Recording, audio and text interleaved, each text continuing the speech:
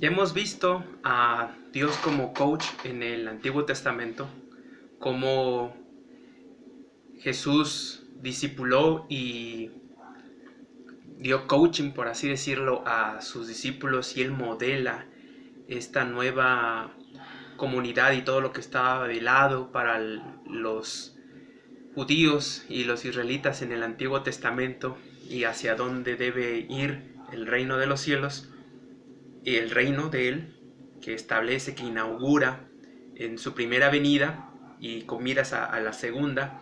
Y en este video, en esta última sesión y última unidad, vamos a hablar del Espíritu Santo como coach o el coaching en el cuerpo de Cristo, que es la iglesia. La función del Espíritu Santo es de estar en lugar de Jesús con nosotros. Si Jesús era Emmanuel, Dios con nosotros, el Espíritu Santo hace eso. Por eso Él se llama o es nuestro paracleto, nuestro acompañante, aquel que está al lado de nosotros, que no nos deja, que no nos desampara, que siempre está con nosotros. Es el que cumple la promesa de Jesús de he aquí yo estaré con ustedes todos los días hasta el fin del mundo. Jesús manda a su Espíritu para que esté con nosotros, como lo vemos en el discurso que da Jesús en Juan 14, 15, 16, donde hablan de la función del Espíritu Santo, de la finalidad de guiarnos a toda verdad, de santificarnos con la palabra de Cristo.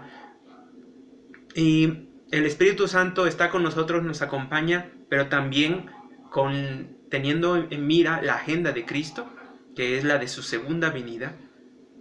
Y a la iglesia como cuerpo de Cristo, la encomienda que nosotros tenemos como discípulos es establecer el reino de Dios, hacer más discípulos y que como iglesia seamos ese reino, seamos esa comunidad, seamos ese pueblo, pero este pueblo que es característico o tiene como elemento característico pues la función de su rey, que es redimir. Nuestro rey nos redime y entonces la comunidad, la iglesia, el reino de los cielos es una comunidad redentora, que hacia allá debe de ir nuestra pastoral, nuestro ministerio o nuestro coaching bíblico. Y vamos a ver aquí algunos ejemplos de cómo el Espíritu Santo dirige a la iglesia en el primer siglo y cómo él hace esta labor. En primera instancia lo hace con los apóstoles y ahí tenemos el libro de los Hechos como testimonio de esto, cómo él está dándole dirección a los apóstoles, a los primeros líderes de la iglesia, cómo él está presente en los concilios en Hechos 15, cómo él está entretejiendo todas las cosas, llevándolas al extendimiento del reino que estableció Jesús y que lo vemos que los discípulos lo tuvieron muy presente y estuvieron muy comprometidos con esto de poder llevar las buenas nuevas de Jesús. El mensaje del Evangelio, el mensaje de Cristo es esparcido por los apóstoles, es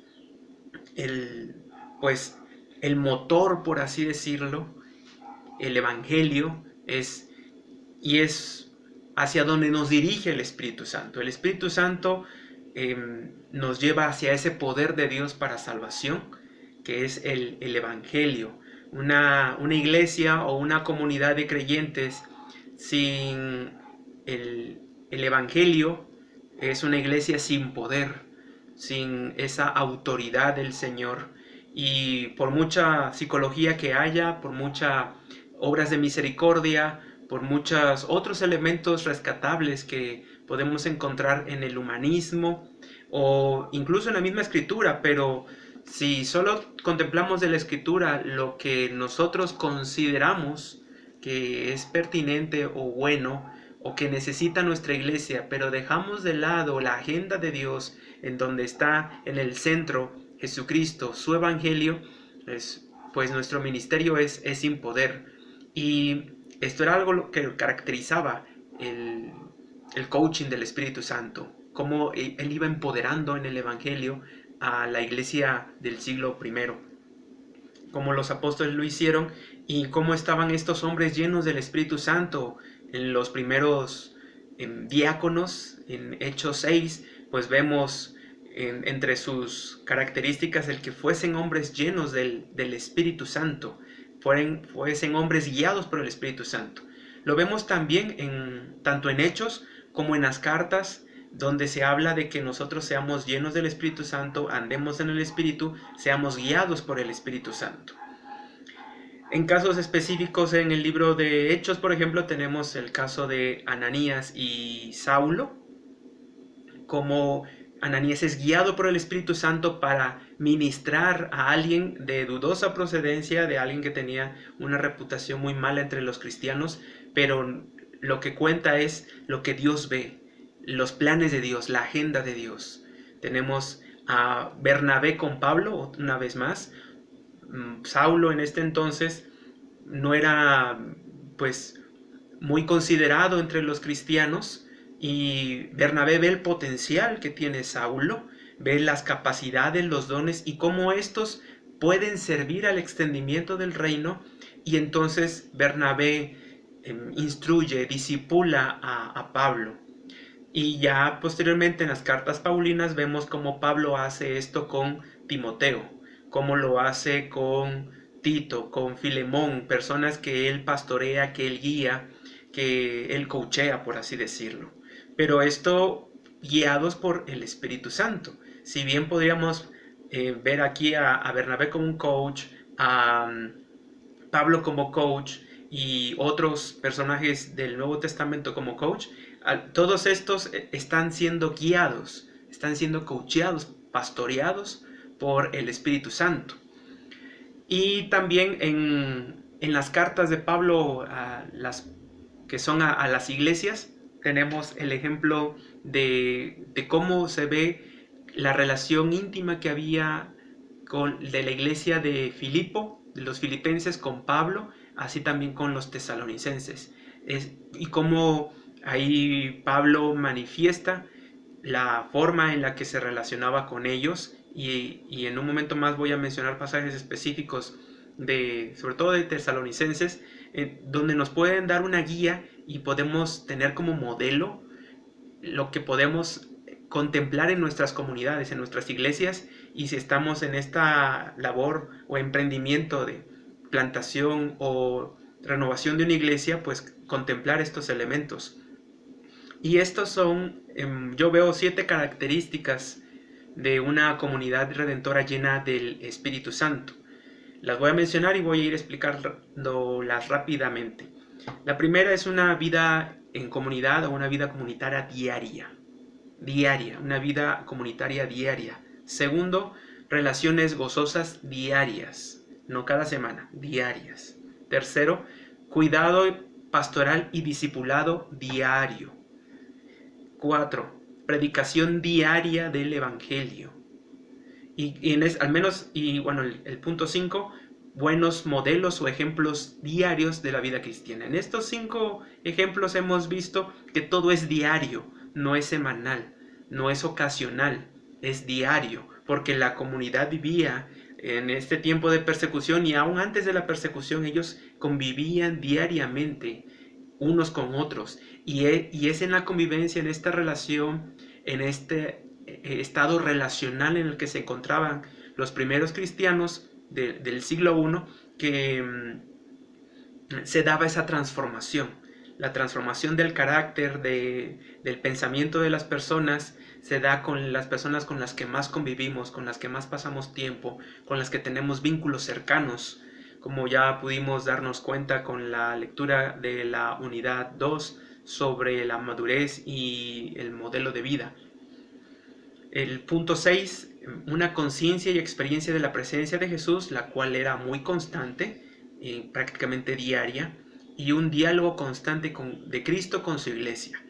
En estos, pues voy a empezar a dar algunos ejemplos bíblicos de esto. Hay más ejemplos, pero solamente para que pueda quedar claro este modelo bíblico, en el que vemos al Espíritu Santo guiando y haciendo del reino de Dios, de la iglesia, una comunidad redentora. Allá en Hechos 2, versículos 46 al 47, la escritura dice: y perseveraban unánimes cada día en el templo, partiendo el pan en las casas, comían juntos. Y aquí vemos esta vida comunitaria diaria, porque perseveraban unánimes cada día. Sigue diciendo el versículo 46, lo hacían con alegría y sencillez de corazón. Y aquí tenemos una vez más estas relaciones en gozo diarias, o relaciones gozosas diarias, porque su convivencia era diaria, pero era una convivencia con alegría, con gozo y sencillez de corazón. Versículo 47, alabando a Dios y teniendo favor con todo el pueblo. Y esta alabanza a Dios, aquí podemos ver otro punto o otro elemento. La alabanza a Dios, si perseveraban unánimes cada día en el templo, era entonces la vida litúrgica de los cristianos del siglo I, era diaria, no semanal. Y el Señor añadía cada día a la iglesia los que habían de ser salvos. Añadía cada día porque cada día había convivencia, cada día había gozo, cada día había adoración a Cristo. En 1 Tesalonicenses 2, del 7 al 12, podemos ver algunos de los otros elementos que mencioné.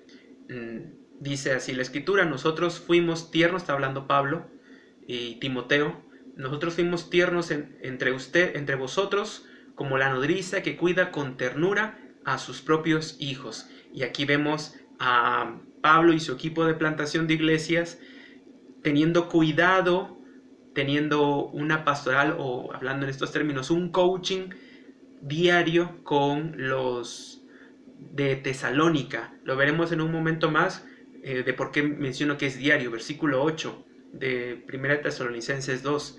Tan grande es nuestro afecto por vosotros que hubiéramos querido entregaros no solo el Evangelio de Dios, sino también nuestras propias vidas, porque habéis llegado a sernos muy queridos. Versículo 9.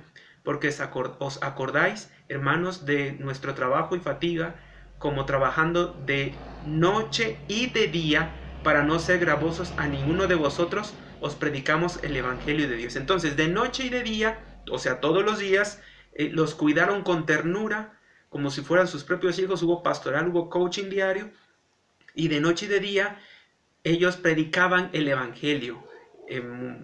Hay cristianos que el Evangelio lo escuchan solo cuando hay una campaña evangelística, y el Evangelio es tan profundo, como ya lo pudieron notar en la unidad 1, donde las lecturas y los videos asignados iban en torno al Evangelio, pero también en el libro que hemos estado teniendo como referencia de oración.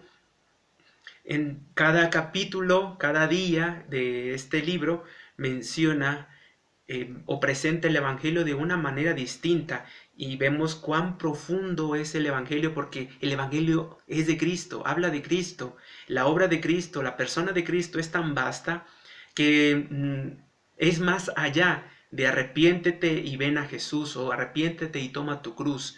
Habla también del caminar, y cómo en nuestro caminar diario, en nuestra vida en el Espíritu con el Señor, el Evangelio mismo nos levanta el ánimo cuando estamos decaídos, cuando las situaciones parecen desalentadoras. El mismo Evangelio nos recuerda que si Cristo murió por nosotros, si Dios nos ama tanto que envió a su Hijo, que somos pecadores, pues significa que sea lo que estemos pasando, Dios nos puede, Dios tiene en nuestra vida en sus manos, Dios tiene el control de todo. Entonces, aquí vemos que en 1 Tesalonicenses 2, sobre todo el versículo 9, que Pablo, con su equipo de plantación de iglesias, predicaron el Evangelio diario, y esta es una de las razones por la que la iglesia de Tesalónica tuvo un testimonio tan grande, y por qué en tan poco tiempo él pudo establecer esta iglesia, porque su trabajo fue diario, no fue semanal o ocasional. Luego el versículo 10 de 1 Tesalonicenses 2 dice: vosotros sois testigos, y Dios también, de cuán santa, justa e irreprensiblemente nos comportamos con vosotros los creyentes. Y esta interacción diaria pues habla de este quinto elemento, buenos modelos, buenos ejemplos de la vida cristiana. Lamentablemente en muchas comunidades, muchas iglesias, los buenos ejemplos se ven una hora cada semana. Y a veces ese ejemplo es solo una máscara. Muchos solo aparentan el domingo su interacción o su testimonio y comportamiento, pero lo que tenía de característica la iglesia del siglo I es que su convivencia era diaria. Y de ahí de que las personas que tenían un mal testimonio, que todavía no habían comprendido el Evangelio, el apoyo de todos bajo la guía y el poder del Espíritu Santo en el Evangelio, era como ellos eran transformados, sus vidas eran tocadas. Versículo 11. Así también sabéis de qué modo como el Padre a sus hijos exhortábamos y consolábamos a cada uno de vosotros y os encargábamos que anduvieseis como es digno de Dios, que os llamó a su reino y gloria. Aquí vemos una vez más el ejemplo del reino. No es algo que yo he estado sacando o mencionando una y otra vez reiterativamente desde la primera sesión, sino que la escritura está llena de este mensaje del reino, pero a veces nuestra visión humanista o pragmática de la escritura, pues descuidamos cuál es el mensaje que la escritura misma tiene de ella misma. Y sobre el siguiente punto, que es una conciencia de la presencia y experiencia de Jesús, conciencia y experiencia de la presencia de Jesús, tenemos el caso de Esteban, por ejemplo, que Jesús, oyendo, voy a leer lo que dice Hechos 7 del 54 al 60. Oyendo estas cosas se enfurecían en sus corazones y crujían los dientes contra él, aquellos que apedrearon a Esteban, perdón. Pero Esteban, lleno del Espíritu Santo, aquí está siendo guiado por el Espíritu, puesto los ojos en el cielo, vio la gloria de Dios y a Jesús que estaba a la diestra de Dios, y dijo: He aquí, veo los cielos abiertos y al Hijo del Hombre que está a la diestra de Dios. Es decir, en medio de la prueba, en medio de este ambiente tan tenso y estresante, por la llenura del Espíritu Santo, Esteban es capaz de experimentar la presencia de Jesús, ver a Jesús. Y es algo que vemos en el Nuevo Testamento, la experiencia constante de la presencia de Jesús, que es algo a lo que somos nosotros llamados diariamente. Hay personas que experimentan a Dios cada domingo, cada reunión, pero el resto del día o de la semana esa experiencia queda de lado. Bueno, en la iglesia primitiva lo vemos que era algo constante, incluso en medio de la prueba, de la persecución, y en este caso de Esteban, en medio de la muerte. Este diálogo constante con Cristo y su iglesia lo vemos en el libro de los Hechos, pero también lo vemos en las cartas, en donde Pablo dice: y el Dios de paz estará con ustedes, hablando de Filipenses 4:9, por ejemplo, en donde Jesús prometió estar con nosotros, su presencia está con nosotros, el Espíritu Santo está con nosotros, y entonces nosotros debemos estar en sintonía con Dios para poder oír su voz, la cual está en su palabra y que tiene que ver con Cristo y su agenda. Ya el libro de Hebreos nos lo presenta diciendo al principio de la carta a los Hebreos: Dios, habiendo hablado muchas veces y de muchas maneras en otro tiempo a los padres por los profetas, en estos posteros días nos ha hablado por el Hijo, quien constituyó heredero de todo y por quien asimismo hizo el universo.